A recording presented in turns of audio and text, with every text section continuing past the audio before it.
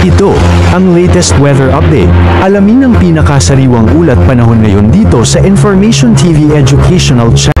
Update muna sa minomonitor nating low pressure area sa loob ng ating area of responsibility. Huli po itong nakita sa layong 975 kilometers silangan huyan ng southeastern Luzon at sa kasalukuyan nga po ay mataas na ang tsansang mabuo ito bilang isang bagyo within the next 24 hours.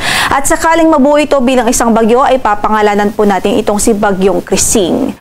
Sa kasalukuyan, itong LPA ay nakakaapekto na po at nagdudulot ng mga pag-ulan sa Bicol Region, sa Eastern Visayas, maging dito po sa Dinagat Islands at Surigao del Norte. Kaya pinag-iingat natin ang ating mga kababayan doon sa bantaho ng mga pagbaha dahil sa mga ulan na dala o dulot nitong low pressure area. Samantala, yung habagat o southwest monsoon patuloy pa rin nakakaapekto sa natitirang bahagi ng bansa at magdudulot pa rin ho ito ng generally maulap na panahon at mataas na tsansa ng mga pag-ulan dito sa Metro Manila, Cavite, Laguna, Batangas, Mimaropa Region, sa natitirang bahagi pa ng Visayas at maging sa natitirang bahagi pa ng Mindanao. So kung susumahin po natin, maulap po ang papaurin at mataas ang tsansa ng mga pag-ulan sa malaking bahagi ng bansa dulot ng low pressure area at maging nitong habagat o southwest monsoon. Kaya saan man ang lakad natin sa araw na ito, huwag kong kalimutang magdala ng payong o mga pananggalang sa ulan.